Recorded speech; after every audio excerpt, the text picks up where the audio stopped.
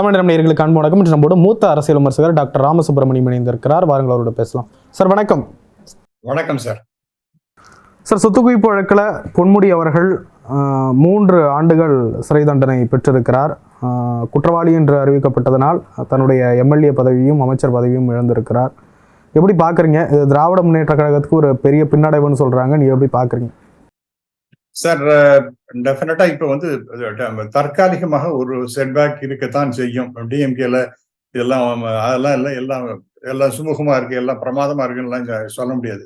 அவங்களுக்கும் எல்லாருக்கும் தெரியும், உங்களுக்கும் தெரியும், எனக்கும் தெரியும், எல்லாருக்கும் தெரியும். டெஃபினட்டா it is a setback for the DMK. But nevertheless, converting weakness into strength is the biggest trait of DMK. அதாவது ஒரு வீக்னஸையும் ஸ்ட்ரெங்காக மாற்றக்கூடிய வல்லமை என்பது டிஎம்கேக்கு எப்பொழுதுமே உண்டு. அதனால இது தற்காலிகமாக ஏன்னா ஒரு முக்கியமான தலைவருக்கு இத்தகைய ஒரு தண்டனை என்பது நிச்சயமா எல்லாருக்கும் வருத்தம் இருக்கும். அதனால கொஞ்சம் ஒரு சுணக்கம் ஏற்படுவதற்கு வாய்ப்பு, அது 2-3 நாள்ல சரியா போயிடும். பட் எனவே ஏன்னா அது ஒரு மிகப்பெரிய கட்சி, கோடிக்கணக்கான தொண்டர்கள் உள்ள கட்சி, வெரி வெல் ஸ்ட்ரக்சர்டு ஆர்கனைசேஷன். அதனால இதெல்லாம் தாண்டி அவங்க வந்துருவாங்க, கடன்னு அவங்க வந்துருவாங்க. அண்ட் அனதர் பாயிண்ட், இது நம்ம தமிழ்நாட்டை பொறுத்த வரைக்கும் ஏதோ ஊழல் செய்தவர்கள் அவங்கெல்லாம் எலெக்ஷன் ஜெயிக்கவே முடியாதுலாம் சொல்ல முடியாது. அப்படி பார்த்தீங்கன்னா ஜெயலலிதா அம்மையார் தண்டனை பெற்றவர், 4 வருஷம் தண்டனை, 100 கோடி ரூபாய் அபராதம் அப்படிலாம் இருந்தது. இருந்தாலும் கூட அவங்க பவுன்ஸ் பேக், பிக் மெஜாரிட்டியோட வந்துட்டாங்க அவங்க. இதே மாதிரி முன்னாடி நீங்க எடுத்துட்டீங்கன்னா டிஎம்கே பொறுத்த வரைக்கும் worst situation was அந்த எமர்ஜென்சி பீரியட். அதெல்லாம் தாண்டி அவங்க வரலையான்னு, மறுபடியும் திரும்பி வரலையான்னு. அதனால டிஎம்கே என்கின்ற மிகப்பெரிய கட்சிக்கு இது தற்காலிகமாக ஒரு ஃபியூ டேஸ் மேபி அது ஒரு மன வருத்தம் எல்லாருக்கும் இருக்கலாமே ஒழிய, அதை தாண்டி I don't think it is going to affect the party in any manor, because that is a highly structured, very well structured organisation, very well oiled engine அது. அதனால அதுக்கு ஒன்றும் பிரச்சனை இருக்காது என்று நான் நம்புகிறேன். சரி, லீவ் தட் அசைட். இது ஒரு புறம் இருக்கட்டும். ரெண்டாவது பாத்தீங்கன்னா இந்த ஜட்ஜ்மெண்ட்ல நிறைய ஃபிளாஸ் இருக்குதா பாக்குறது. இந்த லைக்லி இன்கம் அப்படின்னு இவங்க எஸ்டிமேட் பண்றாங்க கோர்ட்ல. டெஃபினட்டா இது குறிப்பா நான் சொல்லணும்னா, அதாவது டிஸ்ப்ரப்போர்ஷனேட் ஸ்டேட்மெண்ட் 6ன்னு ஒன்று போட்டிருக்காங்க.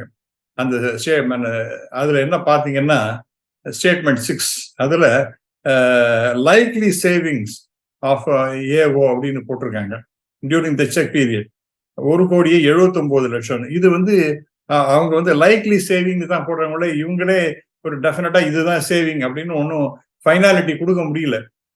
முன்னாடி நீங்க பாத்தீங்கன்னா இந்த ட்ரையல் கோர்ட்ல என்ன பண்ணியிருக்காங்க, இவர் மேல ஒரு தப்பும் இல்லை, இன்கம்லாம் சரியா தான் காண்பிக்கப்பட்டிருக்கின்றது அப்படின்னு சொல்லியிருக்காங்க.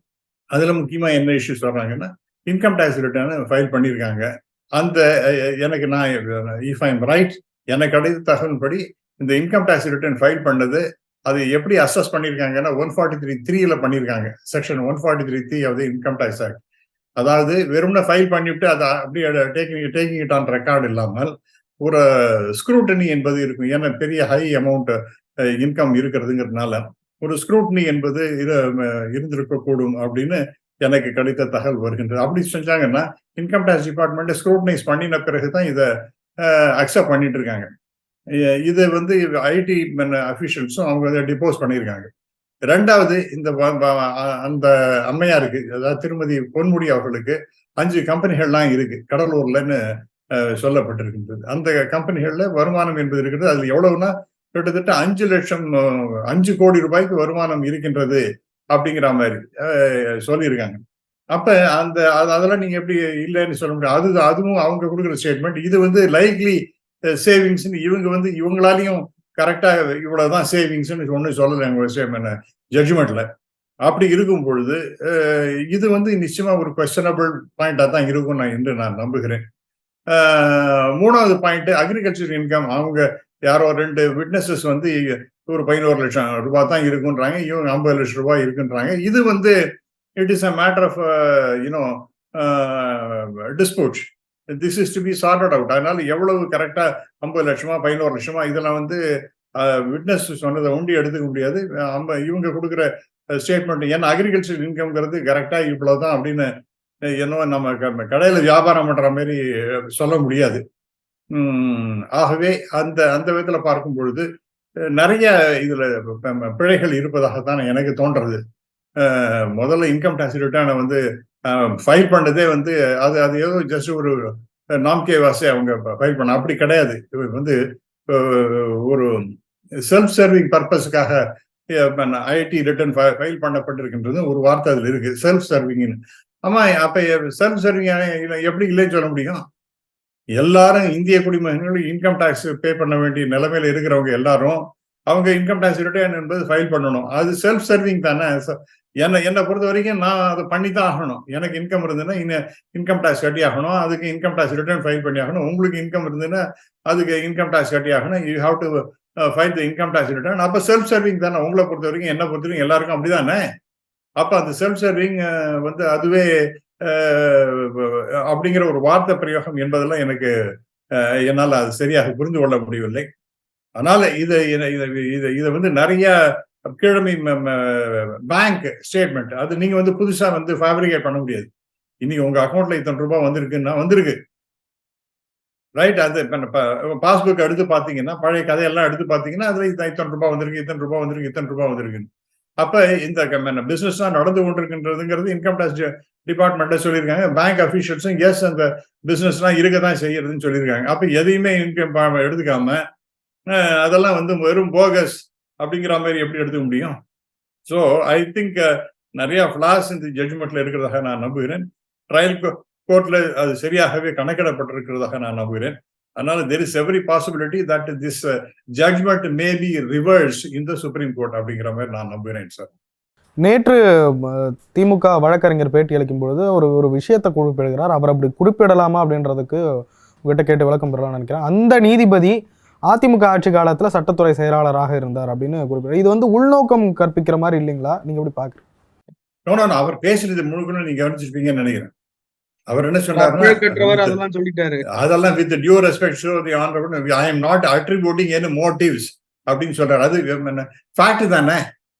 அவர் வந்து முன்னாடி லா செக்ரட்டரியா இருந்திருக்கிறார். 2011 இருந்து 2015 வரைக்கும் லா செக்ரட்டரியா இருந்திருக்காரு. இந்த திரு பொன்முடி கேஸ் அந்த இதெல்லாம் அவர் வந்து ஸ்க்ரூட்டனைஸ் பண்ணி அதுக்கு பேக்ரவுண்ட் பேப்பர்ஸ் தான் ப்ரிப்பேர் பண்ணதுல அவர் வந்து இன்வால்வ் ஆகியிருக்கிறார் அப்படின்னு சொல்லும் பொழுது அது இல்லைன்னு அவர் மறுக்கவும் இல்லையே.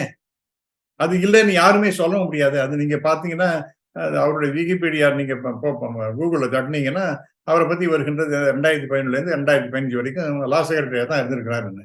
அப்ப வந்து ஆனால் இதை நம்ம இவங்க முன்னாடியே அதை சொல்லாம விட்டதான் தப்புன்னு நான் நம்புகிறேன். டிஎம்கே பொறுத்த வரைக்கும் அவங்க வந்து முன்னாடியே சொல்லிக்கணும், சார் நீங்க இந்த மாதிரி ஒரு பொசிஷன் எடுத்து நீங்க ஜட்ஜா வந்திருக்கீங்களே அப்படின்னு அவங்க கேட்டிருக்கணும். ஆனா அதுக்கு கூட அவர் என்ன சொல்றாரு, நீங்க முன்னாடி சொல்லியிருந்தா கூட நான் இந்த கேஸை நான் தான் நடத்தியிருப்பேன் அப்படிங்கிற மாதிரி சொல்றாரு. அது that is for him to say what ever he feels like. அது அவர் பேசியிருக்காரு, அதை நம்ம ஒன்றும் சொல்ல முடியாது. அதனால ஃபேக்ட்ஸ் அப்படியே சொல்லியிருக்காரு. அதனால he has not attributed any motives against the judge. அதுதான் நான் சொல்லிடுறேன், உண்மைதானே அது. அதனால அவர் வந்து லா செக்ரட்டரியா இருந்திருக்காரு, பிறகு ஜட்ஜா வந்து இந்த கேஸையும் டிசைட் பண்ணியிருக்காரு. அப்படிதான் நம்ம பார்க்க முடியும். தீர்ப்புல நிறைய ஃபிளாஸ் இருக்கிறதா நீங்க இப்போ குறிப்பிட்டிருந்தீங்க, நிறைய பாயிண்ட்ஸோட. இது எப்படி சார் மேல்முறையீட்டுல அதெல்லாம் நிக்கிறதுக்கு வாய்ப்பு இருக்குங்களா?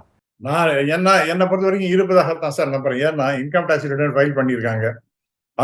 முக்கியமான விஷயம் வெறும் ரிட்டர்ன் ஒண்டி ஃபைல் பண்ணாங்க, அது கொஞ்சம் பிலேட்டடா இருக்கு அப்படின்னு தான் சொல்றாங்க. So be it. அது உங்களுக்கு வருமானம் இருக்குன்னா நீங்க 4 குவார்டர்ல நீங்க வந்து டாக்ஸ் கட்டியாகணும் சார். இவ்வளவு உங்களுக்கு எஸ்டிமேட் பண்றீங்க, இந்த வருஷம் எனக்கு ஒரு 1 கோடி ரூபாய் வருமானம் இருக்கு, அதற்கு நான் எவ்வளவு இன்கம் டாக்ஸ் கட்டணும் அப்படின்னு சொல்லிட்டு நீங்க ஒரு அனுமானமாக ஒரு டிசைட் பண்ணி 1 குவார்டர், 2 குவார்டர், 3 குவார்டர், 4 குவார்டர் அப்படிங்கிற மாதிரி நீங்க வந்து இன்கம் டாக்ஸ் கட்டி ஆகணும். ஸோ அட்வான்ஸ் டாக்ஸ் நிறைய கட்டியிருக்காங்க. அடுத்ததாக உங்களுக்கு வருமானம் வருகின்றது என்று வைத்துக்கணும். உங்களுக்கு யாரோ XYZ பணம் கொடுக்குறாங்க. கொடுக்கும் பொழுது அவங்க கொடுக்கும் போதே அதை டாக்ஸை பிடிச்சிட்டு உங்களுக்கு கொடுக்குறான். எதுக்காக கொடுக்குறாங்க? அப்ப ஏதோ உங்களுக்கு வருமானம் இருக்கின்றது, அந்த டாக்ஸ் டிடக்டட் அட் சோர்ஸ்ங்கிறது இருக்கு. அதெல்லாம் வந்து அப்பப்ப இன்கம் டாக்ஸ் அக்கௌண்ட்டுக்கு போயிடும். அது வந்து இன்கம் டாக்ஸ் ஆஃபீஸரோ அல்லது அந்த அசஸ் யாரோ அவங்களால கண்டுபிடிக்க முடியும், இவ்வளவு நம்ம கணக்குல வருமான வரி என்பது இவ்வளவு கட்டப்பட்டிருக்கின்றது எனக்கு தெரிஞ்சிடும். ஆகவே அதெல்லாம் நீங்க ஃபேப்ரிகேட் பண்ண முடியாது. புதுசா வந்து இன்கம் டேக்ஸ் இன்னைக்கு கட்டிட்டு நான் நேத்தியே கட்டினேன் அப்படிங்கிற மாதிரி சொல்ல முடியாது. நான் உங்களுக்கு முன்னாடி சொன்னது போல 143(3) இருந்ததுன்னா இன்னும் ஒரு பெரிய கேஸ்ட் அயர்ன் கேஸாகத்தான் இருக்கும் என்று நான் நம்புகிறேன். அதாவது 143(3) ஸ்க்ரூட்டனைஸ் பண்ண பிறகும் தான் அந்த ரெக்கார்ட்ல எடுத்துட்டு இருக்காங்க அப்படிங்கும்போது இப்ப 2 வருஷத்துக்கு முன்னாடி வரைக்கும் என்ன பொசிஷன்னா, ஒன்ஸ் இன்கம் டேக்ஸ் கட்டியாச்சு, ரிட்டர்ன் ஃபைல் பண்றதுக்கு டிலே ஆச்சுன்னு there is a time limit, அதுக்குள்ள நீங்க பண்ணி ஆகணும் அப்படிங்கிற மாதிரிலாம் இருந்து. இப்பதான் என்ன சொல்லியிருக்காங்கன்னா, நீங்க ஜூலைக்குள்ள நீங்க ரிட்டர்ன் ஃபைல் பண்ணணும், அப்படி இல்லைன்னா டிசம்பருக்குள்ள பண்ணணும். அதுக்கப்புறம் போச்சுன்னா 5000 10,000 அப்படின்னு பெனல்ட்டி இருக்கு. அதுக்கப்புறம் இன்ட்ரெஸ்ட், அடிஷனல் இன்கம் டேக்ஸ் இது மாதிரிலாம் வரும் அப்படின்றாங்க. ஆனா இன்னொரு பாயிண்ட் கூட என்னன்னா, இதெல்லாம் புது சட்டங்கள், அதாவது 2 வருஷத்துல நடைமுறைக்கு வந்தது. ஆனா இப்ப நாம பேசுறதுங்கிறது பழைய கதை. 2011 16 வரைக்கும் நடந்த சமாச்சாரம் தானே இது.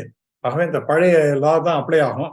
அதனால அட்வான்ஸ் டாக்ஸ் கட்டினது, இன்கம் டேக்ஸ் டிடக்டட் சோர்ஸ் போட்டது, அப்புறம் பேங்க் ஸ்டேட்மெண்ட் இருக்கிறது, பேங்க் மேனேஜர் வந்து டிப்போஸ் பண்ணது, இதெல்லாம் வந்து எல்லாத்தையுமே எடுத்துக்கணும். உங்களுக்கு கரெக்டா சொன்ன, எனக்கு நானும் நேற்று ஞாபகப்படுத்தி பார்க்குறேன், எனக்கு ஞாபகம் வர மாட்டேங்கிறது. மத்திய பிரதேஷ்ல ஒரு ஒரு பன்வார் லாலா, இன்னொரு லால் எனக்கு சரியா ஞாபகம் இல்லை, வர்சஸ் ஸ்டேட் ஆஃப் மத்திய பிரதேஷ். அது அந்த கேஸ்ல வந்து இன்கம் டேக்ஸ் ரிட்டர்ன் ப்ராப்பரா ஃபைல் பண்ணிருக்காங்க. That should be taken as evidence. அது ஒன்றும் அன்கொஸ்டனபிள் எவிடன்ஸ் அது அப்படின்னு சுப்ரீம் கோர்ட் ஜட்மெண்ட் சொல்லி. இது ஒரு கேஸ் மட்டும் இல்லை, பல கேசஸ்ல இந்த மாதிரி சுப்ரீம் கோர்ட்ல இன்கம் டேக்ஸ் ரிட்டர்ன் ஃபைல் பண்றது எடுத்துக்கணும்னு சொல்லியிருக்கு. இதை நாம எடுத்துக்க மாட்டேன், இது it is a matter of convenience, self serving document அப்படிங்கிற மாதிரி எல்லாம் சொன்னதெல்லாம் ஐ திங்க் நாட் அக்செப்டபிள் அப்படின்னு தான் நான் ஃபீல் பண்றேன் சார். அண்ணாமலை அவர்கள் நேற்று ஒரு தொலைக்காட்சியில் பேசுகிறப்போ, ஃபோன் காலில் பேசுகிறப்போ ஒரு விஷயம் சொல்லியிருந்தார். அந்த ட்ரையல் கோர்ட்லலாம் டிஎம்கேவோட இன்ஃப்ளூயன்ஸை வச்சு அவங்க தீர்ப்பை வாங்கிட்டாங்க என்பது போல ஒரு கருத்தை சொல்லியிருந்தார். அதை எப்படி பார்க்குறீங்க? ஒன்றும் அப்படிலாம் பேசியிருந்தாருன்னா நான் கேட்கல. ஆனஸ்ட்லி ஸ்பீக்கிங் அவர் என்ன பேசினாருன்னு எனக்கு தெரியாது. பட் நீங்க சொன்ன மாதிரி அவர் சொன்னதாக செய்திகள் பரவி கொண்டுதான் இருக்கின்றன. அந்த மாதிரிலாம் he should not impute motives against judges. அப்ப வந்து எல்லாரும் அப்ப அடுத்த இதே அவர் அப்படி பேசினது உண்மை என்றால், இப்ப இன்னொருத்தர் என்ன சொல்லலாம், அப்ப டெல்லியில உட்கார்ந்து இருக்கிற பிஜேபி கவர்மெண்ட் அவங்க வந்து ஹைகோர்ட்டும் சுப்ரீம் கோர்ட் ஜட்ஜஸை கூட விலைக்கு வாங்கிடலாம் அப்படிங்கிற மாதிரி பேசலாமா இல்லையா? அப்படி பேசினா மிக தவறு.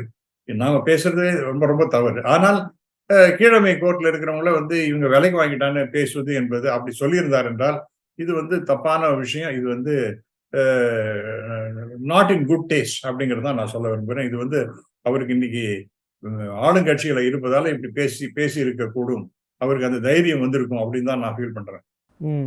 இன்னொரு பக்கம் எடப்பாடி பழனிசாமி சொல்றாரு, இதோ ஃபர்ஸ்ட் இவர் தானே பாக்குறீங்க, இதுக்கு பிறகு பாருங்க லயனா ஒவ்வொரு அமைச்சர்களா ஊழல் புகார்ல உள்ள போறாங்க அப்படின்றாங்க. நீ எப்படி பாக்குறீங்க சார்? அதெல்லாம் டெஃபினட்டா பேசத்தான் சார் பேசுவேன். பேசாம இருந்தா சார் ஆச்சரியம். டிஎம்கேயா ஏடிஎம்கேயா இருக்கட்டும் அல்லது பிஜேபியா இருக்கட்டும், டெஃபினட்டா இப்ப இது ஒரு பிக் பாயிண்ட். அவங்களோட கையில ஒரு கழி கிடைச்சிருக்கு அடிக்கிறதுக்கு. அதனால டெஃபினட்டா டிஎம்கே தாக்குவாங்க தான். அதுல வந்து பொலிட்டிக்கலி அவங்க பேசக்கூடாதுன்னு நம்ம சொல்ல முடியாது. அப்படிதான் எதிர்கட்சி என்ற முறையில இப்படிதான் பேசணும், இப்படிதான் பேசுகிறார்கள், இப்படிதான் பேசுவாங்க.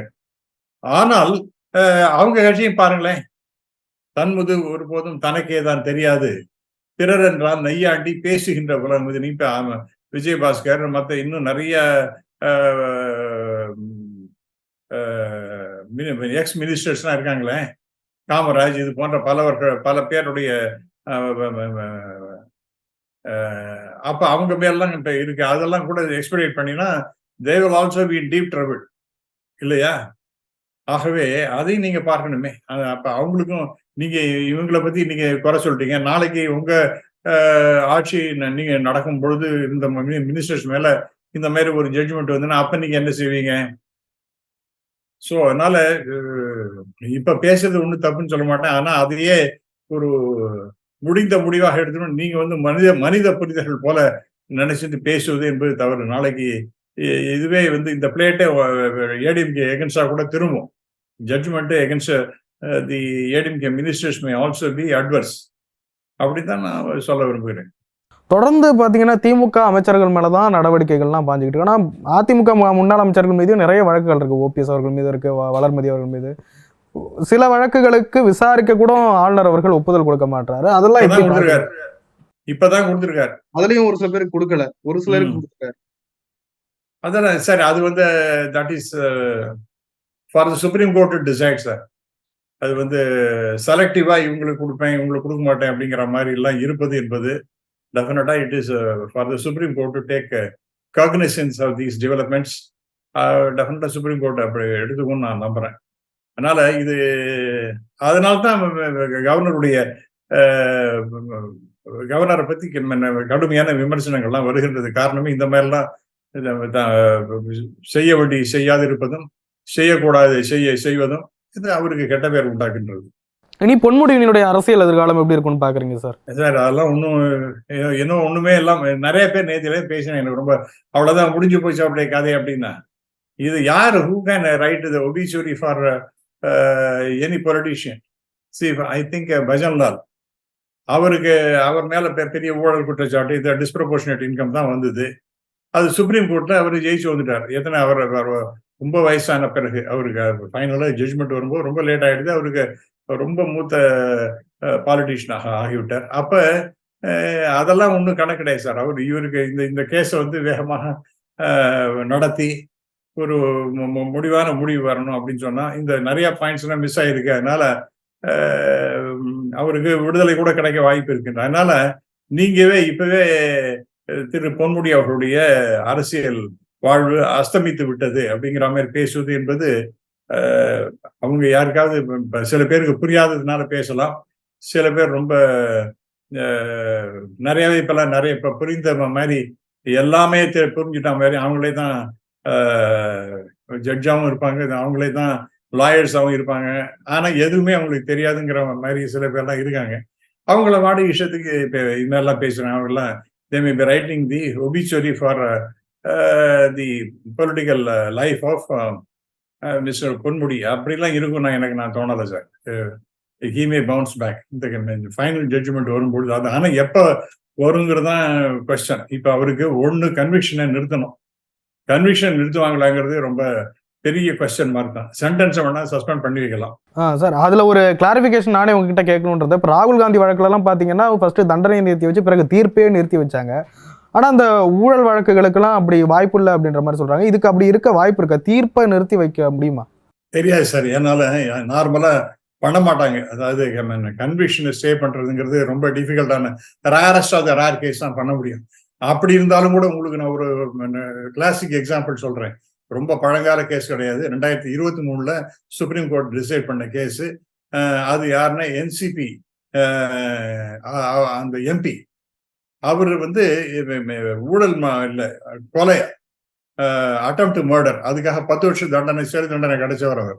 அதனால அவருக்கு நாடாளுமன்ற உறுப்பினர் கிடையாதுன்னு சொல்லிட்டு எடுத்தாச்சு. ஆனால் அவர் சுப்ரீம் கோர்ட்டுக்கு போய் இந்த கேஸ் நான் சொல்றது என்னன்னா அட்டெம்ப்ட் மர்டர் 10 வருஷம் தண்டனை பெற்றவர். அவருக்கு என்னாச்சுன்னா சுப்ரீம் கோர்ட்ல அதை கன்விக்ஷனை ஸ்டே பண்ணி வச்சிருக்காங்க. ஒரு முறை இல்ல 2 முறை ஸ்டே பண்ணி வச்சு he still continues to be an MP and he can jolly well go into parliament. அங்க போய் பேசலாம். எல்லாமே தான், எல்லா ப்ரிவிலேஜஸும் அவருக்கு கொடுக்கப்பட்டிருக்கின்றது. அதனால conviction can be suspended also. But it's one of the rarest cases அப்படின்னு தான் நம்ம சொல்ல முடியும். ஆனால் சென்டென்ஸை வந்து சஸ்பெண்ட் பண்ணி வச்சு இவருக்கு சரண்டர் ஆகாதபடிக்கு இப்ப ஜெயிலுக்கு போக வேண்டாம் அப்படிங்கிற மாதிரி இவருடைய வயசினுடைய மூப்பினுடைய அடிப்படை காரணமாக, அப்புறம் இவருடைய ஸ்டாண்டிங், ஏன்னா கீழமை நீதிமன்றத்தில் இவர் விடுவிக்கப்பட்டவர் அப்படிங்கிற ஆஸ்பெக்ட்ஸ்லாம் எடுத்துட்டு சுப்ரீம் கோர்ட் மே டிசைட். அது வந்து ஐ திங்க் வெரி சூன். ஏன்னா இவங்க வந்து ஸ்பெஷல் பெடிஷன் போட போறாங்க. அப்படி போடும்பொழுது சுப்ரீம் கோர்ட்ல எப்படி முடிவு வருதுன்னு நம்ம பொறுத்திருந்து பார்க்கணும். இப்போ இதுல பாஜகவினர் என்ன சொல்றாங்கன்னா, இப்போ வந்து நாங்க தான் ஒரு சேஃப் ஜோன்ல இருக்கோம். ஏன்னா இப்போ திமுக அதிமுகன்னு 2 கட்சிகளுமே ஊழல் கட்சிகள் ஆயிடுச்சு. 2 கட்சிகளையுமே விமர்சிக்கிற ஒரு நிலையில நாங்க தான் இருக்கோம். ஸோ இது எங்களுக்கு ஒரு இது அப்படின்னு சொல்றாங்க. நீங்க எப்படி பாக்குறீங்க? சரி சார், நான் என்ன கேட்கிறேன், ஊழல்னு நீங்க சொல்றீங்களே, 7 லட்சம் கோடி ரூபாய்கள் ஊழல் செய்து விட்டதாக சிஏஜி சொல்றது பிஜேபி அகென்ஸ்டா. யாராவது வாய் திறக்க முடியுதா? எல்லாரும் சொல்லிட்டே இருக்காங்க. அது வந்து கொஞ்ச நாள் பேசிட்டு இருந்தாங்க. அதுக்கப்புறம் இட் ஹஸ் டைட் டவுன். யாரும் அதை பத்தி பேசுறதே இல்லை. அதனால மக்களுடைய மறதியும் ஊடகத்தினுடைய அந்த ஒரு நம்பிக்கையான ஒரு நல்ல ஃபேர்ம் ஸ்டாண்ட் பாயிண்ட் இல்லாத ஒரு ஊடகங்கள்லாம் இருக்கும் பொழுது அவங்க எதை வேணாலும் பேசலாம். அது ஒரு பெரிய அட்வான்டேஜாக அவங்க எடுத்துக்கொள்ளலாம். பட் இதெல்லாம் தாண்டி ஊழல் இருக்கின்றதா இல்லையாங்கிறதுக்கு ஏதாவது ஒரு வகையில ஒரு நல்ல ஒரு முடிவு ஏற்படும் என்று நான் நம்புகிறேன். இது என்ன இவங்களே இப்படியே பண்ணிட்டே இருப்பாங்க, யாரும் கேட்கவே முடியாது அப்படின்னு நம்ம எவ்வளவு நாள் தான் எடுத்துக்க முடியும்? அதுக்கு ஏதாவது விடிவு காலம் வரும் என்று நான் கருதுகிறேன். அப்படி பாத்தீங்கன்னா இப்ப சில ஜட்ஜஸே கூட காணாம போயிருக்காங்க. கேஸ் பிஜேபி கேசஸ் எல்லாம் நடக்கும் பொழுது உலகத்தை விட்டே காணாம போயிட்டாங்க. அப்ப அதெல்லாம் பத்தி நாம ஏதாவது சொல்லிட்டு இருக்க முடியுமா? Can be attribute motives for all that? So BJP டெஃபினட்டா அது வந்து பொலிட்டிக்கலா அவங்க கையில் எடுத்துப்பாங்க சார். அதனால அதை நாம ஒன்றும் தப்புன்னு சொல்ல முடியாது. சமீபத்தில் இந்தியா கூட்டணியின் கூட்டம் நடந்தது டெல்லியில். எப்படி பார்க்குறீங்க? ஒரு கர்நாடக மாநில தேர்தல் வெற்றிக்கு பிறகு இந்தியா கூட்டணி மேலே ஒரு மிகப்பெரிய நம்பிக்கை இருந்தது, ஒரு பயம் பிஜேபிக்கும் இருந்தது. ஆனால் இப்போ அந்த ஒரு ஸ்டாண்டில் இருக்கிறாங்களா? எப்படி பார்க்குறீங்க? இவங்க வந்து ஒற்றுமை என்றுமே பலம் அப்படின்னு சொல்லுவாங்க.